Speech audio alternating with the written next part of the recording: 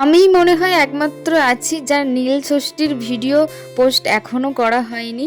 ঠিক আছে, ভাবছিলাম যে ভিডিওটা পোস্ট আর করবোই না, কারণ সবারই ভিডিও পোস্ট হয়ে গেছে।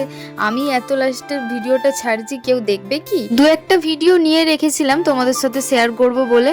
সকালবেলা যে কাজগুলো থাকে সেইগুলোই দিদি এখন করে নিচ্ছিল। তো তারপর আমি একেবারে চলে গিয়েছিলাম মন্দিরে, এখন জলে নামছি। আর জলে নেবে আমি দিদিকে জিজ্ঞাসা করছিলাম যে ঘটিটা কি মাথায় নিয়ে ডুবতে হয় নাকি এমনি। দিদি বললো যা হোক করে ডোব, না নিলেও হবে মাথায়।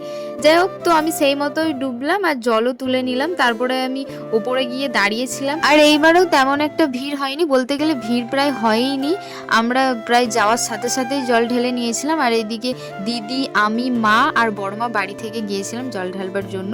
এই তখন লাইনে দাঁড়িয়ে আছি আর শান্ত মনে খুব ভালোভাবেই জলটা ঢেলেছি। মন্দিরের ভেতরে তো ভিডিও বানানো সম্ভব না, বাইরেই যে শিব ঠাকুরটা রয়েছে ওটাই একটু দেখালাম আর কি তোমাদেরকে। আর মন্দিরটা দেখা কত সুন্দর সাজিয়েছে।